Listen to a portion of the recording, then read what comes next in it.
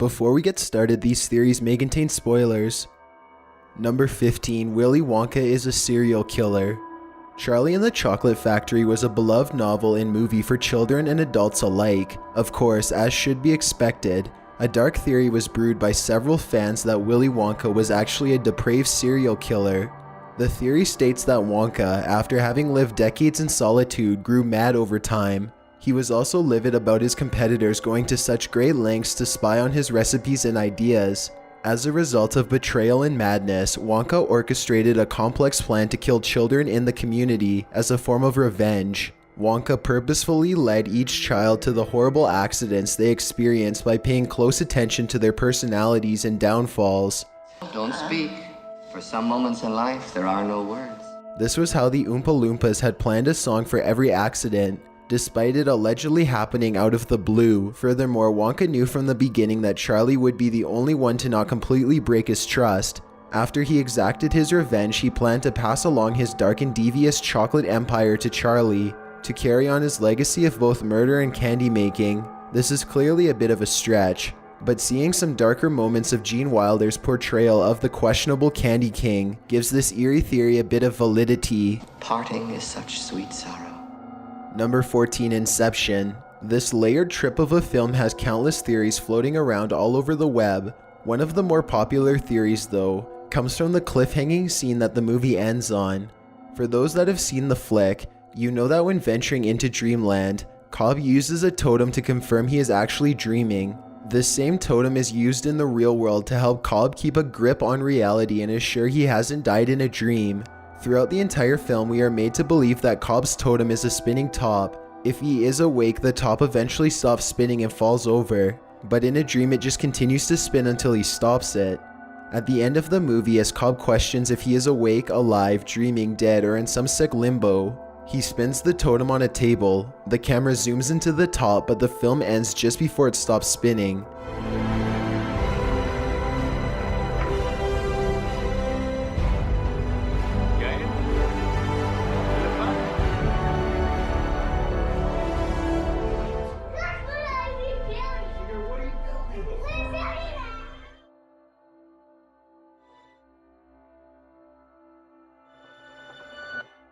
Viewers are left wondering if it ever stopped or if Cobb was in a dream state. This ending sparked a lot of conversation and theories around Cobb's fate. However, an opposing theory actually suggests that Cobb's totem wasn't the top at all. It was his wedding ring. In the real world, Cobb doesn't wear his wedding ring. He does wear it when in dreams though. He even seems to fidget with the ring when unsure of his surroundings. At the end of the film, as Cobb spins the top, you can clearly see he is wearing his wedding ring. This would suggest that Cobb was in a dream. Of course, this leaves the question, why even spin the top? Most claim it was just an extra precaution against his totem, as it wasn't unlikely for Cobb to be more paranoid than others. Then again, it could have just been done for cinematic reasons. Either way, this theory leaves you wondering if you're awake or living in a very convincing dream. Check your totems.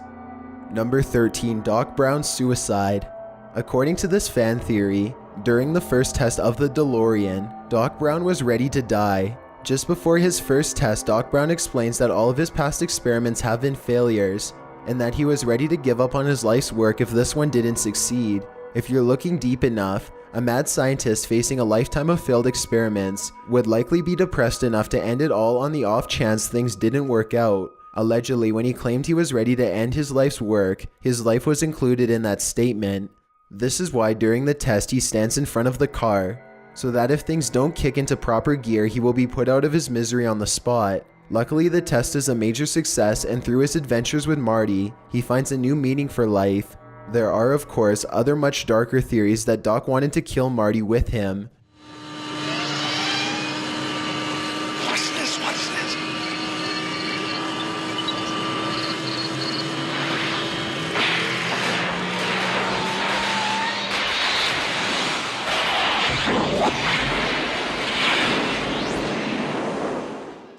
But for now, let's stick to this theory that still has a good ending, and shed some positive light on Doc.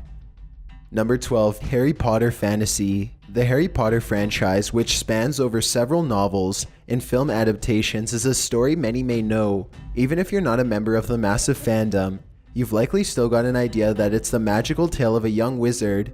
The story begins with Harry, the protagonist, living in a small storage space beneath a staircase. He lives with his aunt and uncle and receives very little attention and no affection at all. The number of theories out there about the series is infinite, from small details to skip lines in the book, to possible backstories of major characters. This fandom has covered it all. One of the much darker theories though is that none of it is real. A common theory for any great work is that it's all the imagination of the protagonist, but in this case it actually seems likely. The theory suggests that Hogwarts, Ron, Hermione, and the adventures that take place are all just stories Harry has made up in his head. Harry lives in what is basically an abusive household. He's forced under the stairs, hidden from the family and any possible guests, and he doesn't even get to attend school with other children. This type of isolation could easily lead to mental disorders, which would make vivid delusions possible. Even without a mental disorder, a child living such a life of solitude would make up fun stories in their mind just to pass time and find some joy in their loneliness. Other similar theories claim that the story is about Harry's descent into madness and that Hogwarts is actually his perception of a mental asylum he gets sent to. All of the big magical battles are metaphors for Harry fighting off his mental illness. After all, it's more plausible than witchcraft and wizardry. Then again, it's much more likely that author J.K. Rowling just had a great idea about wizards and rolled with it. Number 11. Peter Pan. This classic Disney tale is heartwarming, fun and magical. Anyone that has seen the film though, must admit there's always been something a little unsettling about the Lost Boys, a group of children on a faraway island, forced to never grow up and live without parental observation, for what we can only assume is eternity. It's a bit morbid on its own. This theory really strengthens that tone. According to this theory, Peter Pan is the angel of death that helps children cross into the afterlife. The Lost Boys are, of course, children stuck in limbo before they can actually move on to the afterlife. There's even a theory that the fairies, such as Tinkerbell, are children too, or other angels. J.M. Barrie, the creator of Peter Pan, even admitted that the character is based on his own brother David, who died when he was a child. Furthermore, he claimed that the character was loosely based on a legend, which told of a boy who escorted children to the afterlife, kind of like the Greek god Hermes. If we are expecting the tales to follow this idea, we have to question what role Wendy played. Was she perhaps terminally ill, and this was her brush with death before she fought her way back to health? For the most part, it's likely that Peter Pan was based on an angel of death, but the rest of the stories don't really fall into place with that. Number 10. Hot Tub Time Machine. This comedy brings out the best of a man's midlife crisis by combining the party life and cold hard nostalgia. The film features a group of guys and a 20-year-old nephew. The older men in the group all feel as if they've reached a rut in their life, and they begin to question the choices they've made in the last 20 or so years. Thanks to a magical hot tub with a time machine feature, the group is transported back to the 80s, where the men make major changes for themselves and find comfort in their older age. This fan theory takes that happy, lighthearted ending and really twists things into a nightmare. According to the fan theory with unknown origins, one of the main characters, Lou, successfully commits suicide in the beginning of the film. Oh no, just when things were right, doesn't mean they were always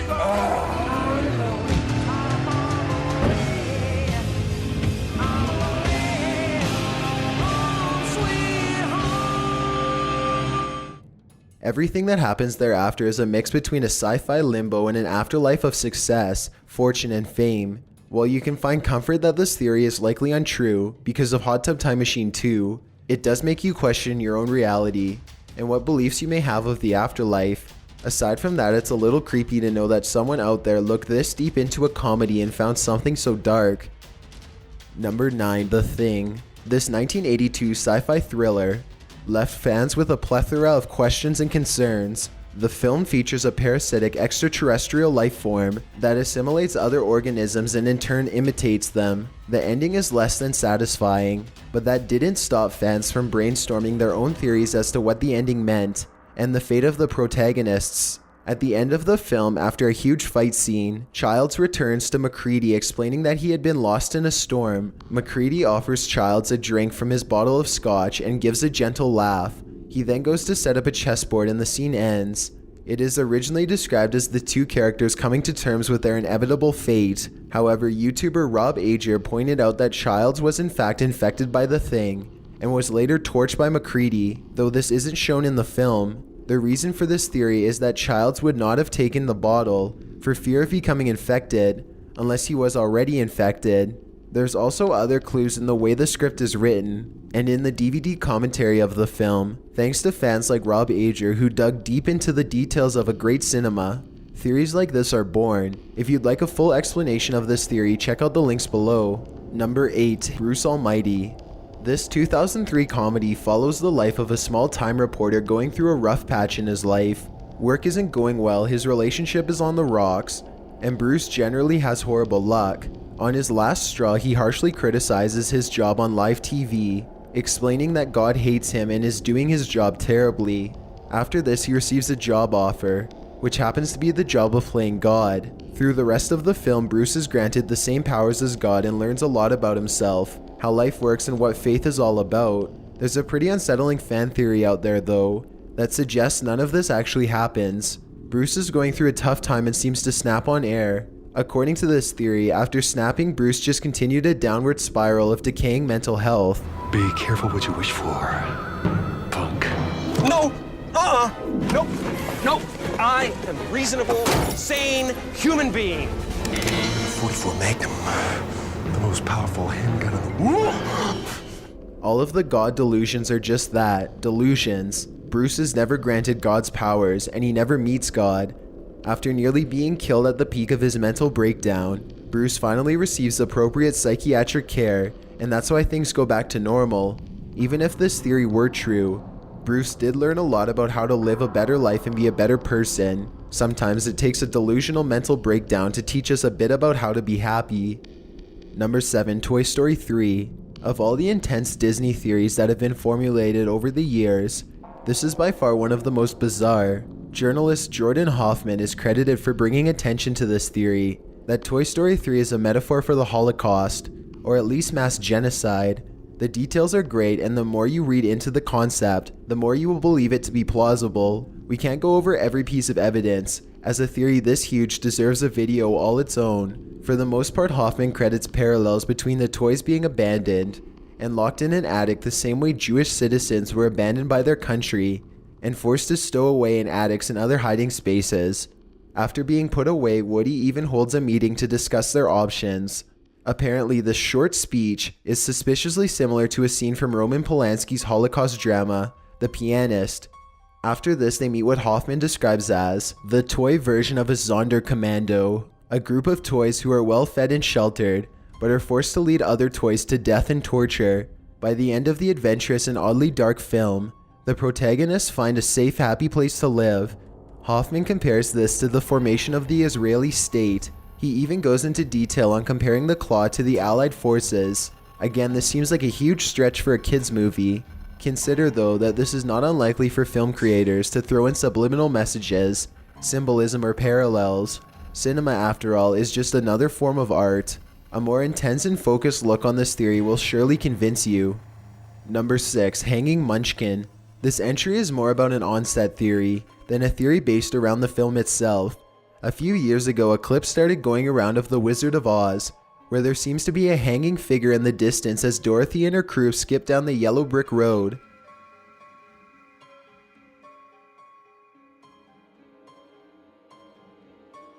A theory or rumor came about that the figure was actually an actor who hung himself on set. One of the Munchkin actors was apparently so overwhelmed with having to be so chipper all the time that the stress ended in an on-set suicide. The crew of the film didn't discover the body was caught on film until during editing. They were unable to reshoot the scene, and so they left the body swaying in the distance. None of this was true in the end. An HD version of the clip was later released, which showed the figure to be a large bird off in the distance.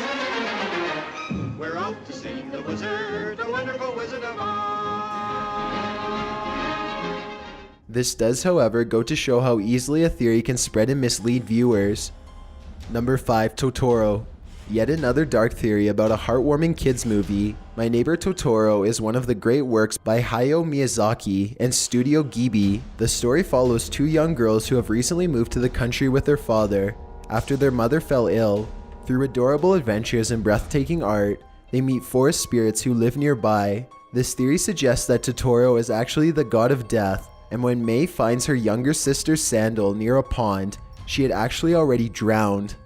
When Totoro opens the door to a magical realm, it is the realm of the afterlife. Once May and her sister Satsuki go to see their mother, she is the only one that notices them because she herself is on the verge of death. More speculation has highlighted the similarities between the general plot of My Neighbor Totoro and a real-life tragic murder case that occurred in 1963. A 16-year-old girl from Samea went missing one day after school, and a ransom note was sent to her family. The note instructed for the victim's sister to bring the money to his designated location. The victim's body was later found, and her sister committed suicide out of guilt and mourning. Of course, it's clear that these two stories are strangely similar. My Neighbor Totoro doesn't take a much lighter side on the story, making death seem like a magical and peaceful experience. More importantly, no one involved in the making of the film has ever confirmed or denied these theories, so for the time being they are nothing more than speculations. Dark and disturbing speculations. Number 4, Drag Me to Hell. This 2009 horror film is loved by many, and hated by just as many. Some find it terrifying and grotesque, while others see it as cheesy and forced. Would your opinion on the film change if you found out it wasn't your typical run-of-the-mill horror? The plot follows a young bank teller, Allison, who is forced to deny an elderly gypsy woman's request for a loan. After denying the gypsy woman, Allison is cursed and her life turns into a walking nightmare, with gore, vomit, demonic hallucinations, and a cursed button included. A theory out there suggests that Allison isn't actually struggling with a gypsy curse though. She is apparently struggling with an eating and slightly mental disorder. This theory came to life because several photos of a younger Allison showed that she was slightly overweight. One even shows her standing in front of a sign that reads, "Swine Queen," probably a projection of her own feelings. Throughout the film, viewers rarely see Allison eat or even touch food, and many of the gross scenes are centered around food or vomiting.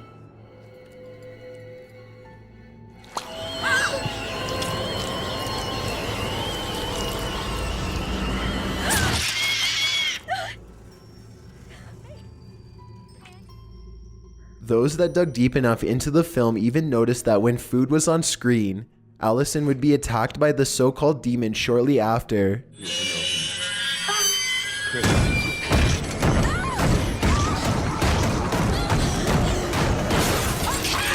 hear you! Leave me alone! Just leave me the hell alone! Babe, there's no one there. It's likely that the stress and guilt of rejecting the poor old woman brought her eating disorder to a peak, which is common for those suffering from EDs. Spoiler alert, but the ending where Allison is hit by a train could also be a sad metaphor for her committing suicide after years of struggling. There are some fairly valid arguments out there for this one, and if you truly believe this film is about the anxiety, fear, and illness centered around a severe eating disorder, it makes the film 10 times more horrifying. Number 3, Grease. This theory was originally posted to Reddit in 2013, but didn't start gaining momentum until late 2016. The theory is simple and states that at the end of the film, Danny and Sandy get into a red convertible which flies off into the sky.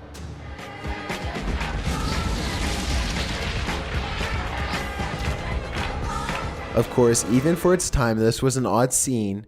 Why would the car fly away instead of just driving off? If you recall the beginning of the film, Danny and Sandy meet at a beach where, according to Danny, she nearly drowned, but he saved her life. Allegedly, Sandy did die at the beach, but Danny was the last person she saw as he attempted to save her life. From here, she went into a limbo where she moved to Danny's school and had this great romantic musical adventure with the greaser boy and all his friends. The car flying off symbolizes Sandy passing on into heaven. Of course, this is quite a stretch, and it's likely that the flying car was just a poor and strange choice made by the film creators. It's still an interesting idea that would make the classic take a whole new and unsettling route. Number 2, The Shining. There's a long-standing and widespread theory that Stanley Kubrick directed and faked the moon landing. Many believe that the famous Apollo 11 moon landing in 1969 was actually done in an intricate studio and then broadcasted to people all over the world. To add to this strange conspiracy, many believe that The Shining was Kubrick's subtle confession that the moon landing was in fact staged.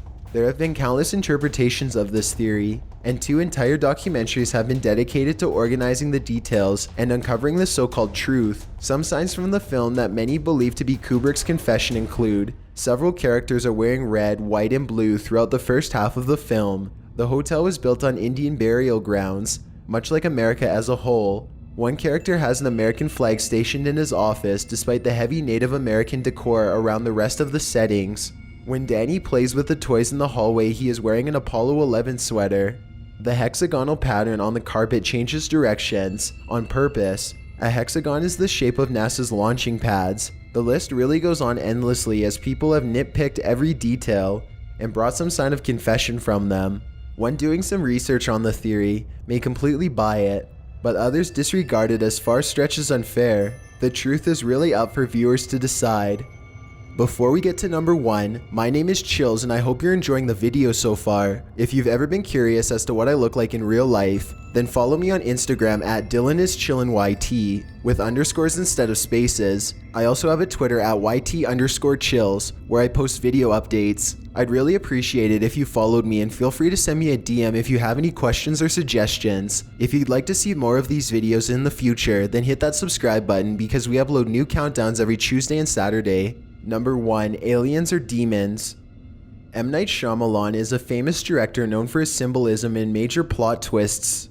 While some fans strongly disliked his 2002 film Signs, others took the time to dig deeper and found a possible meaning behind the sci-fi. This theory claims that the aliens aren't aliens at all, but are in fact demons. Firstly, the film is all about a priest's faith being revived. The aliens have no advanced technology or clothing, and seem more animalistic than anything. Vámonos! Atrás da garagem! Tá atrás daí! It's behind!